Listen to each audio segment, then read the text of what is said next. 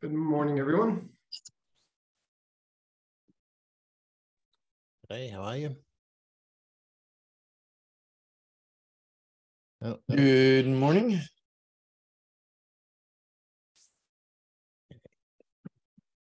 Let me just set up the minutes. Give me a sec. One of those days where I'm using a vendor mug, and so I have to remember to keep the logo towards me rather than, lest you think that the US government was in any way endorsing anything.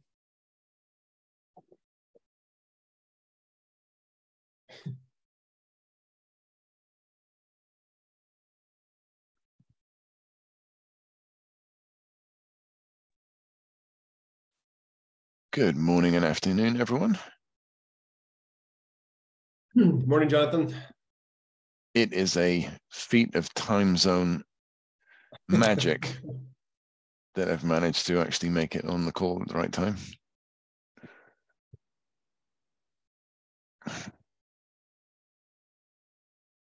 are we all doing today? Pretty good. Pretty good. Right. People can jump in and update the agenda. That would be great. Sorry, update the agenda and state their presence. Had a couple of people that aren't able to join today.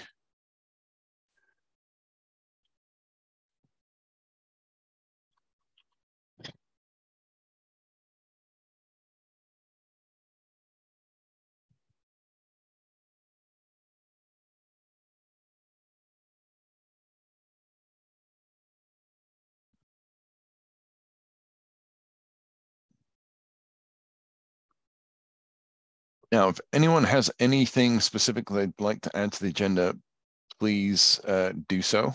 It is pretty light at the moment. I haven't had a great deal come through. The general idea of talking to a couple of people was that we would look at the architectures we've been reviewing and use this as a working session. But I'd like to put things in front of that in terms of any updates first. Jonathan, I added one line item. I'd like that to be on every, like it to be an agenda item each time. Yep, great idea. To look at the kitty, you mean? Welcome to the cat. Yeah. Very good. All right, should we start out? So start out by, unfortunately, Dan has reached out and said he's unable to attend today. And Dan is our usual scribe and does a phenomenal job as such. Is there anyone on the call that would like to take up the duty? I can give it a bash. Awesome, really appreciate it, Shaq. Thank you. We have a scribe. Any new members today? On video, anyone on the call who's new and would like to say hello?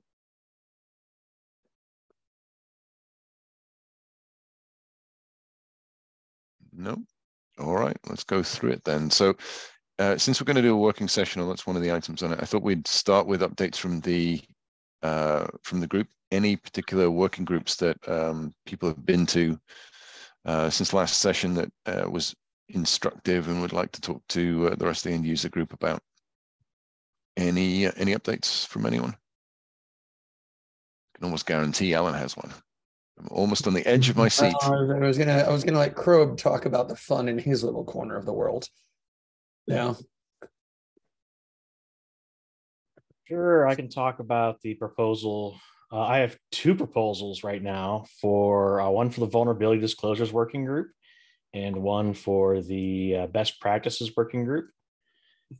The Vulnerability Disclosures Working Group is currently considering adopting an upstream project called OpenVex to work with that project team to help kind of work with the industry on developing and refining the spec, working on potentially creating some tooling so that developers could seamlessly integrate production of Vex into their pipelines, and then just kind of generally evangelizing better CVD work. I will, if anyone's looking for a awesome example of open source at its best, I'll share the issue if anyone's curious, but we are hoping to get voting on that issue closed out and decide if we adopt or not, ideally by next week. It's issue 125. That should be burned into my brain. And then from the... if the vote goes through, how quickly would that happen? I have been requested to take this request to the TAC, which we'll talk about Tuesday. Okay. And then we would need to go through a consultation with LF Legal for the IP transfer and just kind of a general review. So fairly quickly. Okay. Would it be its own kind of top level project? Or it would be a SIG underneath the Vulnerable Disclosures Working Group. Okay. And ideally, you know, I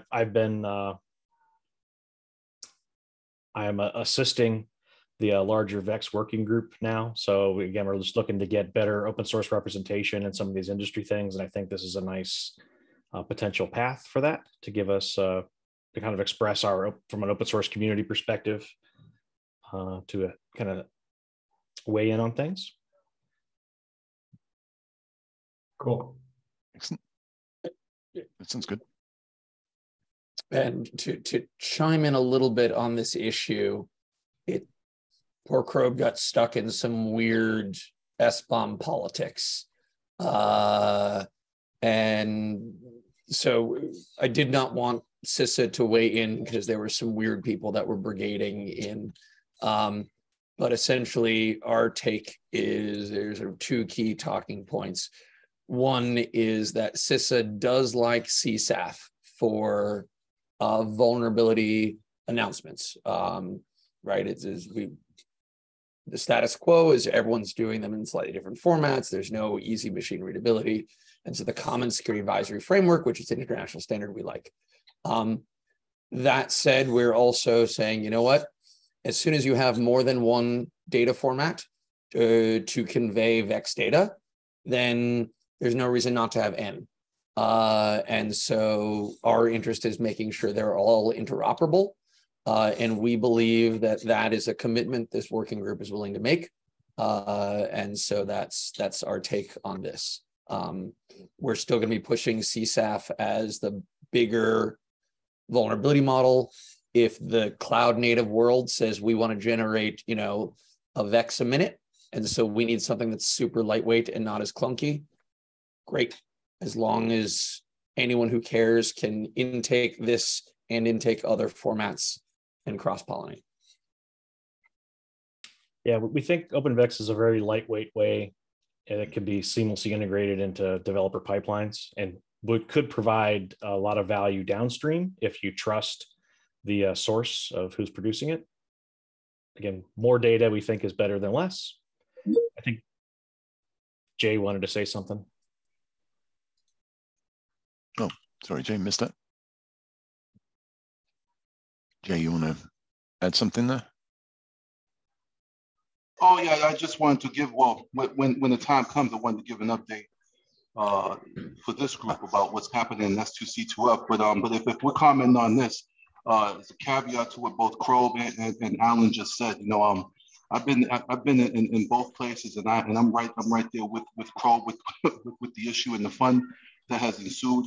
I'll just say, and this is a caveat to what Alan just said, there's no reason why there can't be an and. I'm pretty sure that VEX-CTL, the tool that's being developed, can be configured to generate CSAF formatted documents as well. So I mean, I don't see why there can't be an and I'm all about this life. So that's my 2 cents there.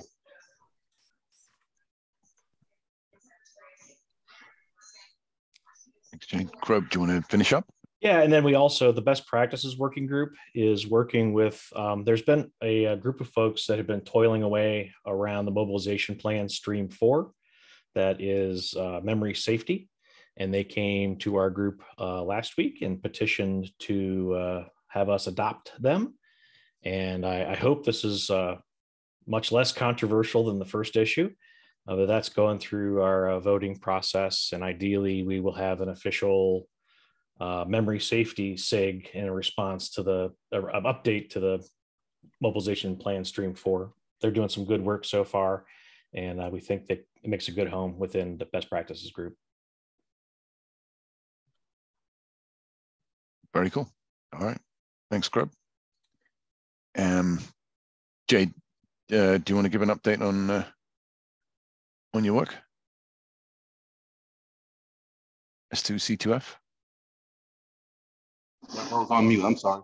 Yeah, one of the things that we've worked on as of late is a training modules. So we've gotten with SKF to begin developing a few training modules to be put into like an 8-hour course that I think would be outstanding, especially as we get come to finalization. I think it would also be at this stage. It would be great to get some eyes from this working group on those efforts as well.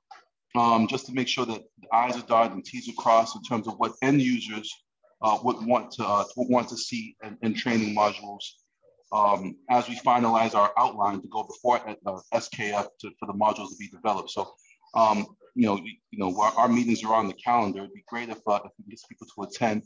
Once it's either that to attend and then help us further develop and then dot I's and cross T's. Or once we get to a finalized state, I'd like the opportunity to bring it before this working group as individuals that would probably be the best group of people to take the training to say, hey, this works or this doesn't work. So I wanted to bring that before the working group here and just put that on the radar and see if we can get some type of cross collaboration here so we can improve on those training modules.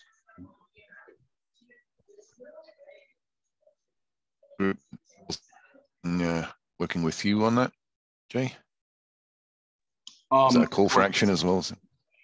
Well, yeah, absolutely. So like I said, it's SKF and the SKF folks that also attend the best practices working group. So that we have an SKF SIG in that working group. Glenn, Randall, Tom, and these individuals, the ones that Adrian and I have been speaking to, and also we've brought this before our SIG and had a lot of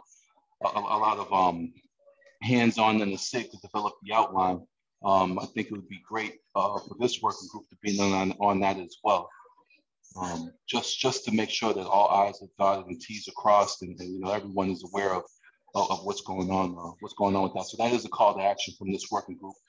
Please, join in, and then I will be formally asking to present to this working group so that this working group is abreast of the training and can have weigh-in, since we have the resources, weigh-in on what type of whether or not there's certain elements that aren't there that should be, or if there are too many elements there that we can leave out for later on training, right? So we're considering an introductory level training and then an advanced training later on.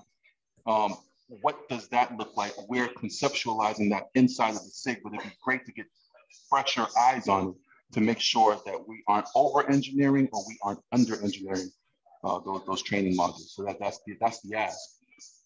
And also the hand open to say, please come on in and let's further improve these efforts.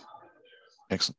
All right. Thanks, Jay. Back to the working groups. Any other working groups? Any other updates? I don't know, Alan, if you want to give a bit of an update on anything at all.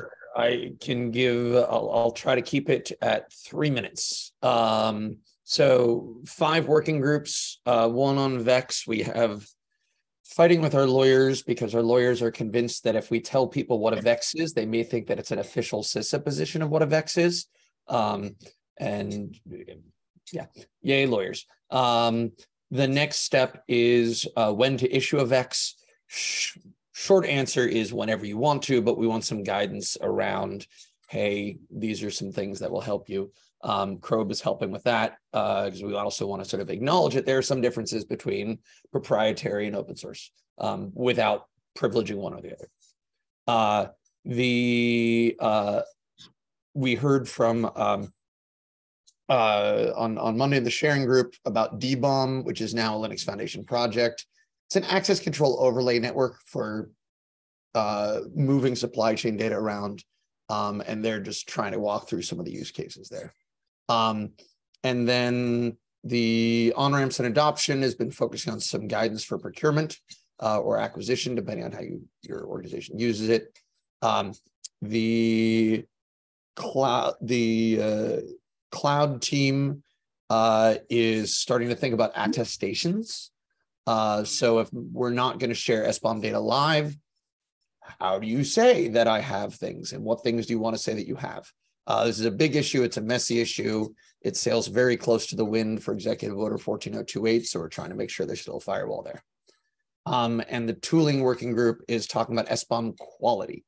How do we make sure, or how do we start to say that an SBOM is not an SBOM is not an SBOM, but still meaningfully talk about it without saying, well, these tools suck. Some of them do suck, but we don't want to tell them. It's not polite. And so thinking through that is the next step there. Oh, and the last thing, sorry, is plug fests, which is probably not as relevant to here, but sort of showing this is an exercise to show interoperability between the outputs of different types of SBOM tools. And so, right, a lot of your organizations are going to be getting tons of data from different tool providers. It's going to be a real pain in the ass if you have to do anything manual or even automatic pre-digestion. So we want to make sure that there's some harmonization. All right, very cool. Thank you. Good work as always. Thanks, Alan. Anyone else? Crow, were you on the end of that Friday's public policy? Were you on that session? Because I missed the end of it, so I'm not sure what the next steps were. Last Friday? Yeah, that public policy working session to look at putting together some feedback on both the CRA and the new U.S. Fed cybersecurity policy. I was not able to attend, but I can track down a meet and get a quick update later today and post it in the Slack if you'd like. Yeah, I think that'd be great if you could, Crow. Thank you. Yeah. I had to pick up my kid for spring break. Oh, cool. More Very important. Cool. Definitely. Right. So next up, Andrew with the membership update. Sure. So starting with the next call, I'll have actually a little membership pipeline. I'll embed it in the Slack channel, and this has to be a team effort here. I've reached out to Boeing that expressed an interest previously, and I think we really need someone from transportation. I'm also reaching out to a couple of entities, automotive entities in Europe to participate, but Boeing seemed to express an early interest. I was working with Uber, but it sounds like there's been some changes, and I'm not sure who's driving the OSPO at Uber. They were interested a while ago, so I'll try and revitalize that when I know who the new person is. I thought Morgan Stanley was going to be here. Declan O'Donovan has committed. He's VP of Security Architecture at Morgan. So he said he's committed and his team to participating in this on a regular basis. So hopefully that'll start the next session. So I think that's real progress. Another area where we really need to make some progress on membership is around healthcare. So if any of you have contacts in large healthcare institutions, I'm happy if you can reach out, or I'm happy to reach out to them. But I think it'd be great. We need as many kind of highly regulated industry members here as we can get. Yeah, great one. Thanks, Andrew. I think pushing for that membership is going to be a really big work stream going forward. I know you and I have talked about it quite a lot, and also with Shaq. And yeah, healthcare and vehicle automotive is going to be a big one. Yeah. And Jonathan, I kind of the FinOS member meeting is June 14th in London. Yep. And I asked Gab yesterday if you and I could do a FinOS update session there, and he said absolutely. Yep, that'd be good. So that'd be a good membership activity too. Yep, excellent. Sounds good. Thanks, Andrew. Yep. All right. Next item on the agenda, and this was from last week, was over to Jessica to present a proposal for the secure software guiding principles. So Jessica, over to you. Awesome, thank you. So I apologize if I did it incorrectly or correctly. Oh, thanks, Crow. I posted over in the Slack earlier this week a link to the document if you wanted to take a look at it, and it's over in the minutes right now. But basically, the secure software guiding principles are complementary to what was discussed last week, I think, with Brian with his open source consumption manifesto. The idea is that producers of software, whether open source or proprietary, would take a pledge to follow these guiding principles, and that in living up to them or in executing the actions that are described in the principles would end up securing or helping to improve the overall security of the software supply chain. This is something that I've been drafting sort of in collaboration with a bunch of other companies. Actually, some folks who are on this call have been involved as well. But the ultimate goal would be to contribute this to the OpenSSF as some sort of governing or charter document that they would promote for both member companies and projects to adopt. And I don't know if maybe there could be badging or something to indicate companies or entities or projects that have taken the pledge or that have promised to develop in conformance with the principles. But I would love it if all of you could take a look at the draft and make any comments in that Google Doc. Let me know if you have any questions. Let me know if you have any recommendations on how to get this in front of the governing board or make a contribution to the OpenSSF project. But yeah, that's basically it. I'm kind of excited about it. Alan, you got your hand up? Thanks, Jessica. Really interested in this. Wanted to flag something relevant. Folks may have remember that about 3 weeks ago, the director of CISA, Jen Easterly, gave a talk called Unsafe at Any Speed, Any CPU Speed, and really sort of started to push the idea of secure by design. And I think they're going to be going for an industry pledge type thing. So Jessica, if you're willing, I'd love to bring you in to talk to sort of our senior staff about what you're working on. And then two, we can sort of talk about if this does move forward, how we can harmonize it, because certainly this lends itself quite nicely to CISA's interest in helping out in any way we can without being intrusive in the open source world. That sounds great. Thank you. Yeah, I certainly don't want to be, like have 100 different pledges out there or promises. So anything I can do to harmonize or be in conformance with something that's also being worked on would be awesome. Can I share that Google Doc with CISA folks, or would you rather I not? Oh, go ahead. Okay, it's fine with me. I will follow up with you. Thanks. Yeah, and actually, if anyone wants to share with their legal departments, for example, and get feedback from them on whether there's something particularly odious in there that would keep them from adopting or making such a public pledge, I'll take the free legal advice as well. Alan, this is Arun. Can you share a link to that talk that you talked about that the director of CISA gave? Definitely. I will paste that in the chat. Thank you so much. Very nice.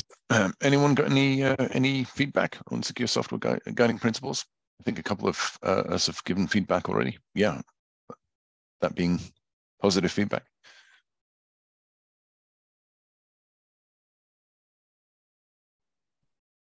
No, all good. All right. Well, might mean it's nearing perfection and finalization. There you go. There you go. Thanks. A good outcome. Mm-hmm. Excellent. Thank you very much. Right, next item on the agenda. Right, so the working through the architecture, and I think it's probably worth a little bit of a reminder on what this was. So this formed part of the proposal that we as a working group presented to the TAC some time ago on how we would look at pulling together a couple of sample architectures for end users, and then look at the threats that we see in the industry from a supply chain perspective, map those threats to that architecture, and then try to look at how we can mitigate those threats by looking at some of the standards that are currently in play, like SALSA, like S2C2F, and those sort of things. So what we're still doing is really going back onto those architectures and trying to refine them so that they look like example end users. You know, I think we have one for a small organization, one for a large organization. And the idea really is use this as a sort of test case so that we can try and figure out what some of the supply chain approaches, how they'd actually perform and how they'd mitigate some of the attacks that we had. So if I can share my screen. By the way, this also, there's a little bit of a sort of nudge to the Diagram Society as well, right? Because there's some good work in the Diagram Society about the SDLC around this too. So if I can just share my screen for a second.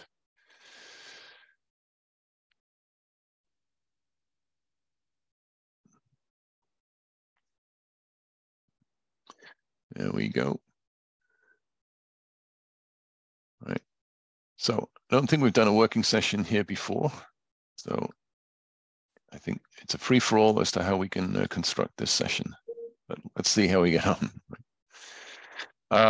Right, a little bit of a reminder then. So this is where we were at, and this is a huge amount of work, by the way, from Henrik Platt from Endor Labs, who's put these diagrams initially together with input from myself, and also I think yourself, Abdullah. And here we have it. So we had a dev organization, a small one, a large one, and a click to title one. So I think it was small and large. The large one was a simplification of the threat model I put together some time ago. So it looks like a large sort of regulated organization. But any bits of feedback on that? Any pieces that are missing? I mean, we have gone through that in a fair amount of detail. Remind people, but we've got basically the where's the open source versus vendor. So with it being an organization, we have lots of vendor products coming in from third-party distribution platforms, right to the workstations, as well as the internal build systems. And we also had open source work coming in as well. Mix it in. But the idea being you could have on a workstation, you would have vendor software, IDE plugins, that sort of thing, as well as when you build your software, open source libraries that would come in dependencies, and then you could have those dependencies put into your build systems and deploy them from your, hopefully your private repo. Inner source contributor, we had that in there as well. That was a update.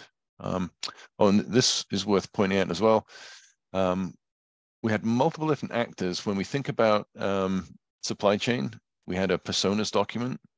That personas document highlighted multiple different members in the supply chain scenario. Most of this didn't actually touch the SDLC or the machine itself, you know, incident response teams, SREs, administrator, but we decided to add them to the diagram anyway. And just to bring in this is a whole suite of additional capabilities that are in there as well. They'll be part of that SDLC, but not necessarily put into that diagram.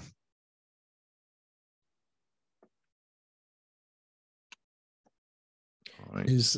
I think my question is, excuse me.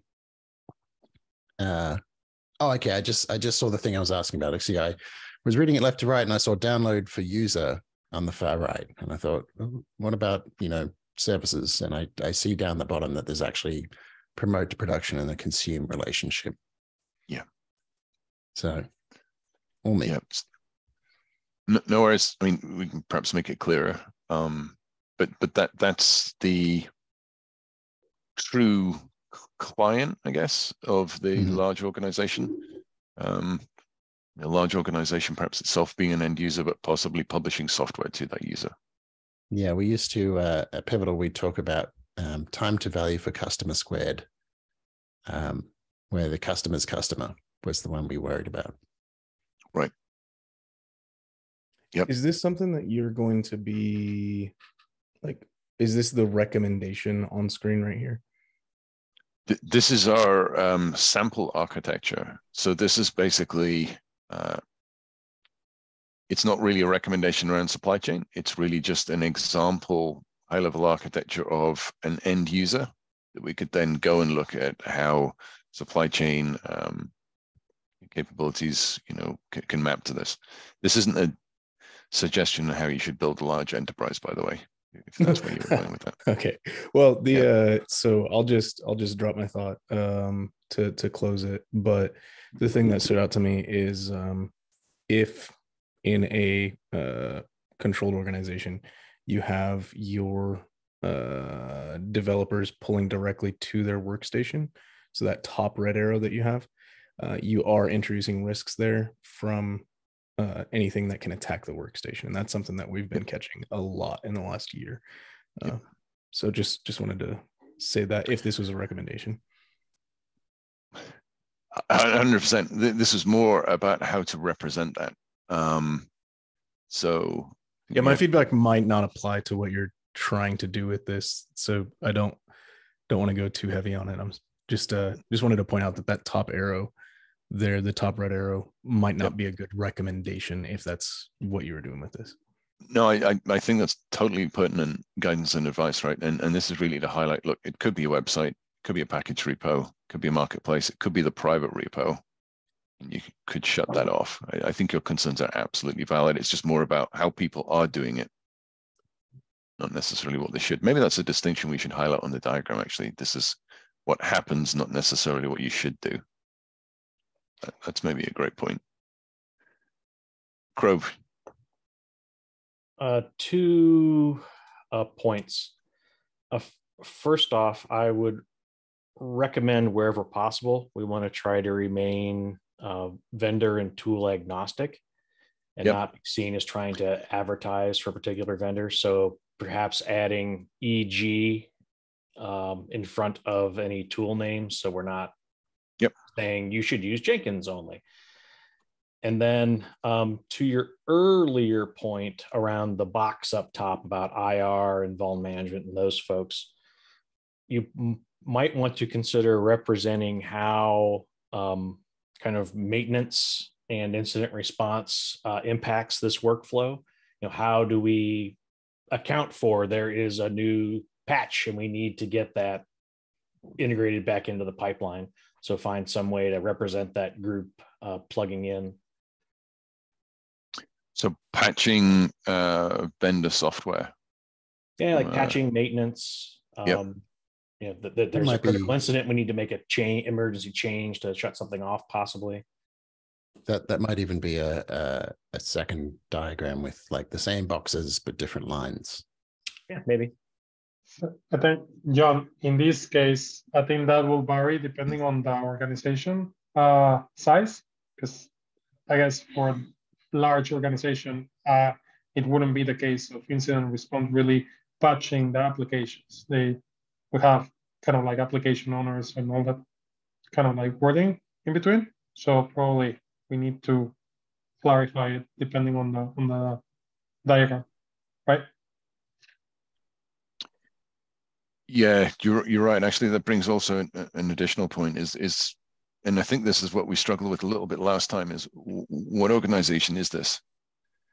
We were trying not to stay. Yeah, it's a large one, but it's like, well, does it actually help making like a backstory for a sample organization, or it's just? I think that's a good idea, Jonathan. Have some type like a user story for this is the persona we're representing here for a large organization. Yep. Add backstory. Yeah. I guess just for the sake of the document as well, right? It's within like FSI stack, so that's sort of emulating financial institutions where there's regulation. So we might want to clarify that as well, right? Yeah, I think that was we brought that up as well. As like, well, do we want a regulated organization, or do we want an unregulated organization? Should we have both? Does it matter? What do we think? I mean, because a regulated organization, you know, this wouldn't quite hang together for a regulated organization, right?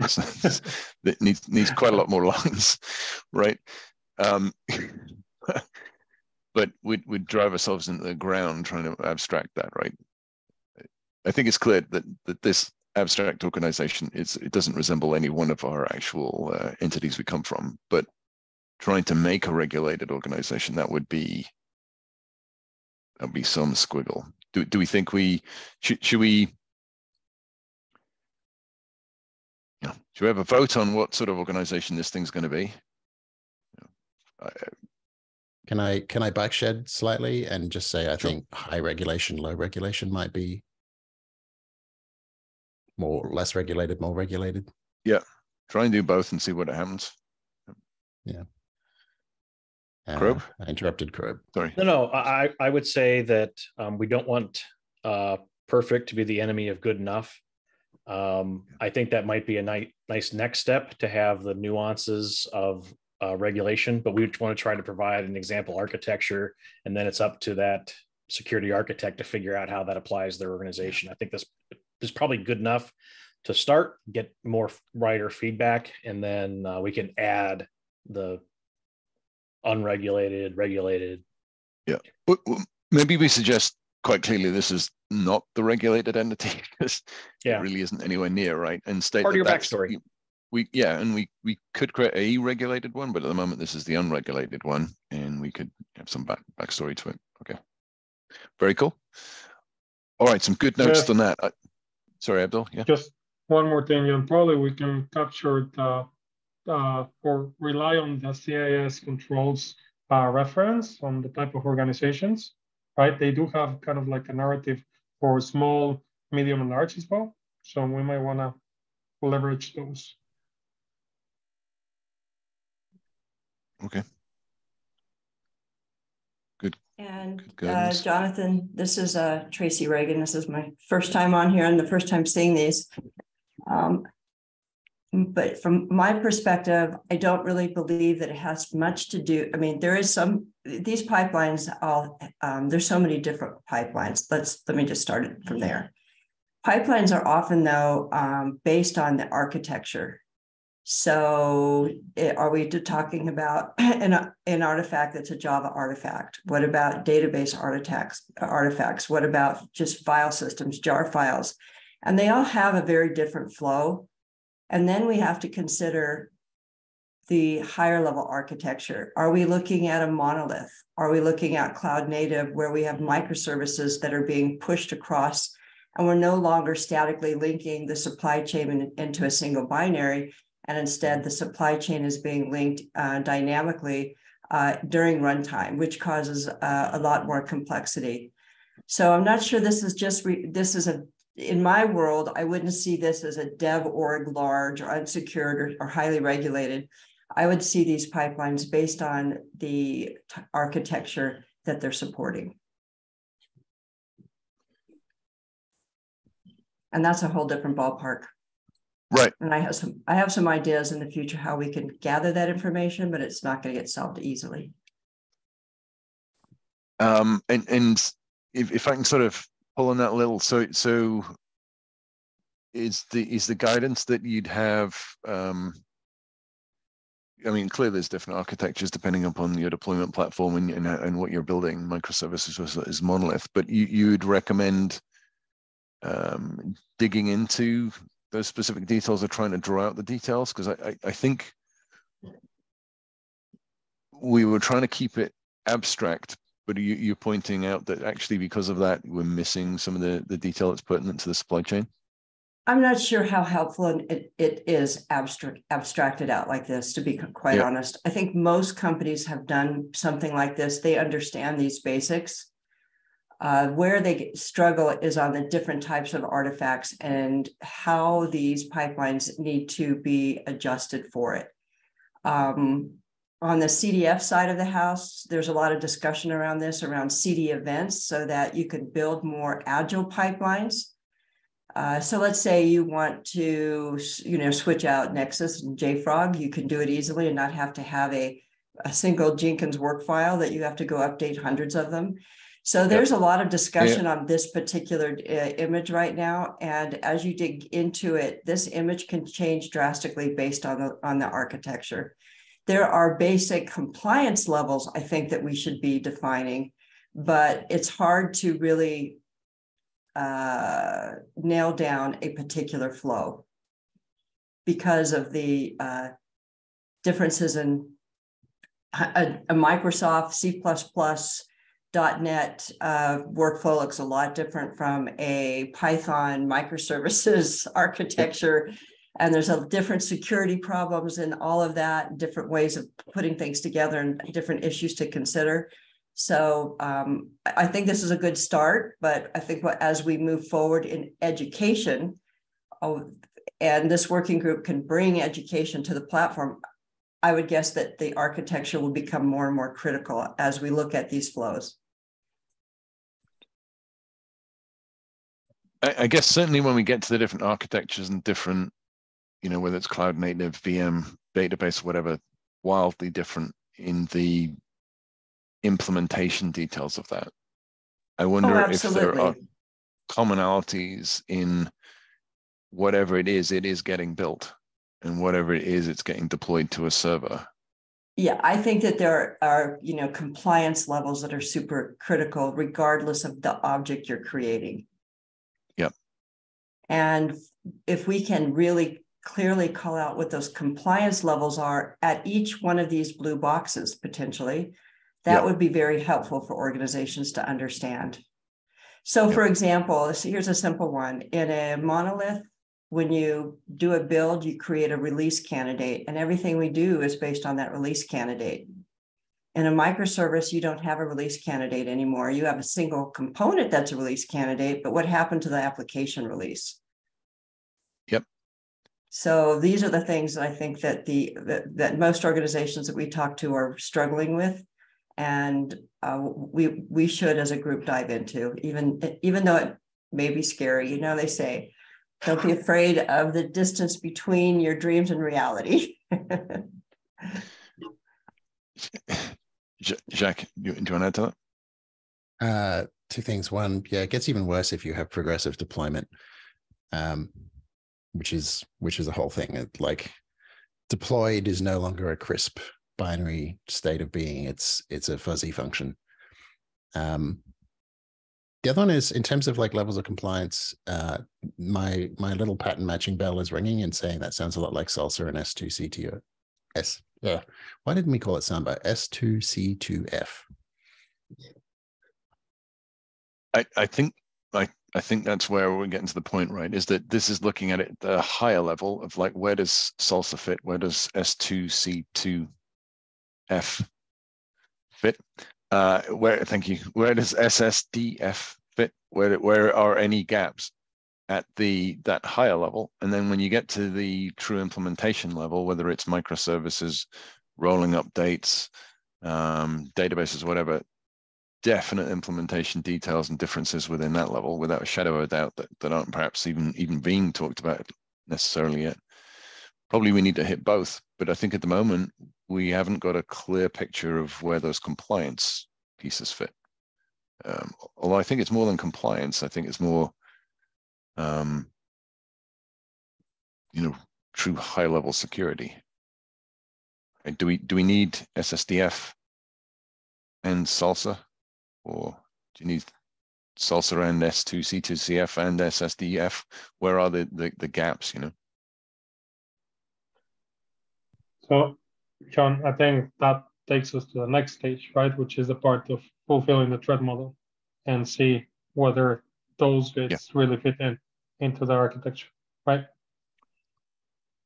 Right. I mean, one piece perhaps of pulling this together, right, is, well, there's an architecture for large dev, whatever that really means.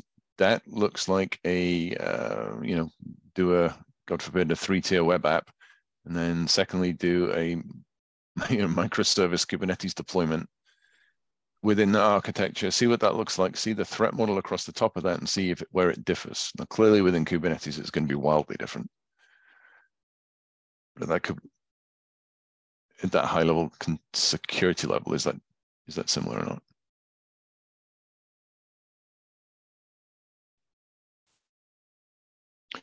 I mean, the question for me at the moment, and is based on that comment, is do we, do the large, the small in terms of the organization side, or jump into trying to build out multiple different pipeline architectures within those organizations? That I can see that expanding quite rapidly. I think if we have already one, let's say, good enough model, let's go with that, right? And then the next one, and then the next one. I mean, if people are happy to, let's say, put into paper what they are looking in terms of the architecture, right? Then they can collaborate all together, and we help them drive it as well. Yeah, sounds reasonable. I guess, Tracy, if you have any additional information or diagrams, documentation, or examples, it'd be great to take a look at that too. I don't. I'm happy to share a white paper I just co-authored about where different open source tooling fits into a general life cycle, not being specific to any type. But the truth of the matter is that we all have the answers, because we all of us on this call have probably very different, just slightly enough different environments that we've done something different to our pipelines. And how we begin gathering that and sharing that across organizations, I think, will be ultimately our task. Okay, sounds good. Okay. All right. Certainly food for thought. So if we move now from the large to the small, this I think is where we have a bit of a mismatch and a problem in what we're drawing up. I think quite a few of us are from fairly large organizations, and therefore, whilst heavily abstracted, this made a bit of sense.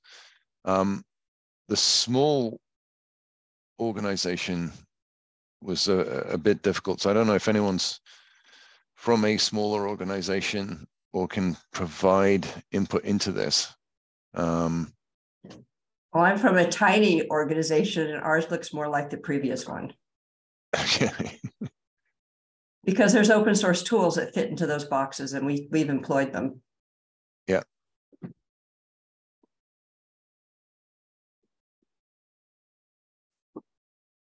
Okay, that's interesting. I mean, and you have you maybe not have those team members up the top, perhaps. We may not have those members, but we have those responsibilities.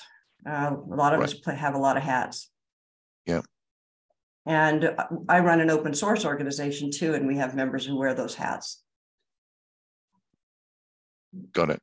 So your small organization, you think, actually more closely aligns to this one? 100%, and with a few extra things in there.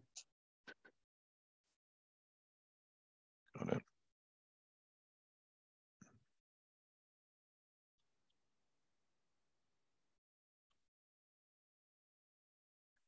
Okay. My question meant in the best possible sense. I wonder if I wonder if the experience of DeployHub is representative, being an expert organization, how representative that is of small organizations. The reason I bring that up is because I have worked in many small organizations where the adopted tooling and infrastructure was, what was the name of that vendor? Fucking chaos. I believe that. I understand that 100%. I've seen that myself.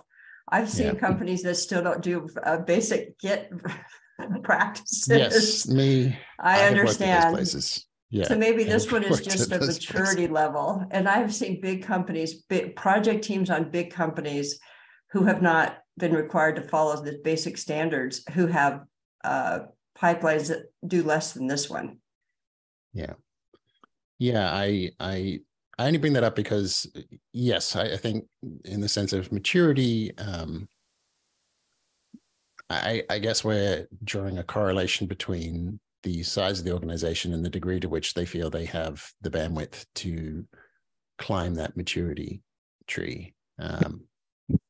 I am, however, cognizant of the risk of creating another leveled system within the OpenSSF when we have SALSA and S2C2F, which you know have an integrated thing. This I see this as more of pick the one that you most resemble and use that to give you entree into the world of OpenSSF. So that helps you to discover what SALSA is, what S2C2F is, and then you figure out how they apply to your situation and where your gaps are. Even something like this can help an organization in its very early stages. There is, of course, the asterisk that local cultural factors may prevail, and you may be working in a place where the senior architect is the one who hasn't quit yet, and so on. I went off on the rails a bit. I'm just having some traumatic flashbacks from the that deployment capability that we all know well. Yeah, copying and pasting PHP files. Yeah. But Josh, that's fair. I mean, we are DevOps geeks at Deploy Hub, so obviously we're going to play with every tool we possibly get our hands on. Yeah. Right. But I think the point is the definition of this, and I understand what you're saying about we don't need to be, the whole compliance thing is already being defined in these other groups. But what I have people ask me is great. They gave me a list of the things I should do, but how the hell do I do it?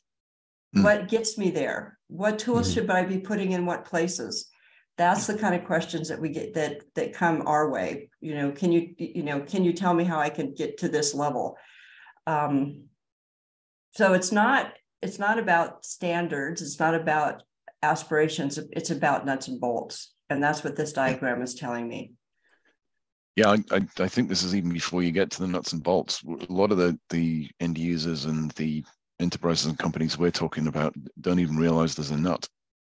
You know, I mean, it's like, and that's I think what we're trying to cross to start with. You know, if you are a low maturity organization, a small organization where there's literally 2 people on staff, and you're bringing in software and switching it on, what does that look like? And then think about your supply chain there. I mean, you know, do you really care about SALSA at that point? There's only 1 of you or 2 of you. You're better off focusing on ingestion or on, you know, pulling it from a trusted resource. And I think that the maturity thing's interesting, right? Because you know, maybe it's not the size, but it's the maturity. What does a low maturity architectural organization look like when you got like a 2-person shop for IT? You know, you might not even have a build system. You got a laptop, and right, you know, you're effectively commercializing Krobe's apartment at this point. So, you know, what does that architecture look like?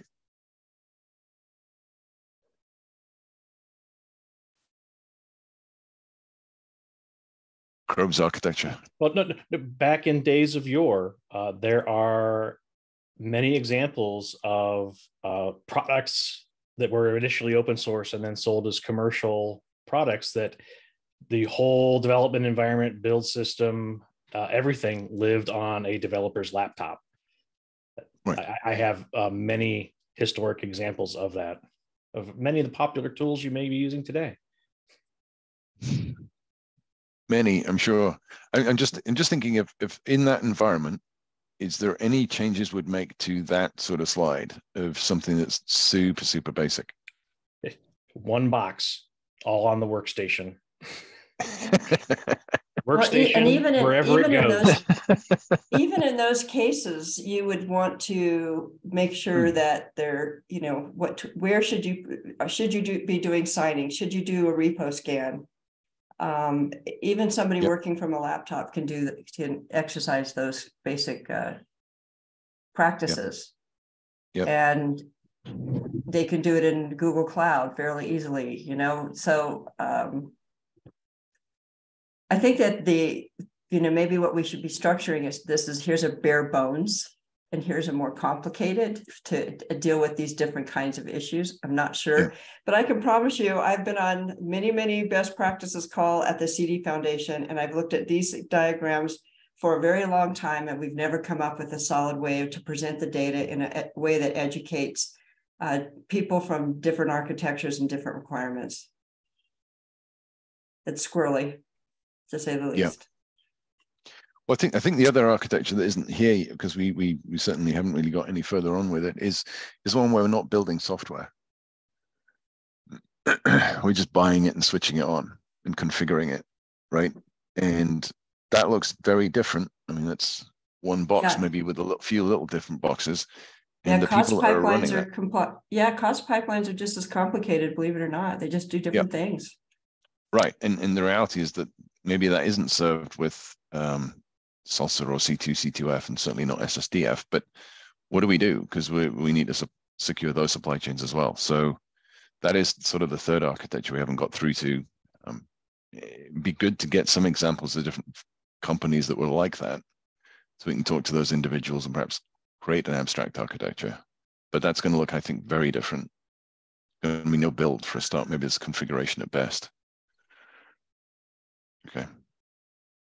All right. Well, look, I think there's a good few changes we're going to need to make to the high maturity or the larger organization, and let's come back to the smaller maturity one.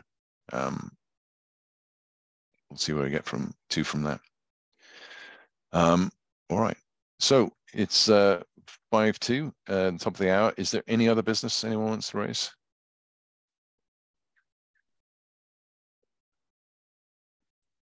Nope. Sort of. More cats. All right. Very cool. Well, thanks very much for joining. Please take a look at the notes and Jessica's proposal, and also the proposals from CROB, particularly the OpenVex one, and catch up soon. All right. Thanks very much, everyone. Cheers.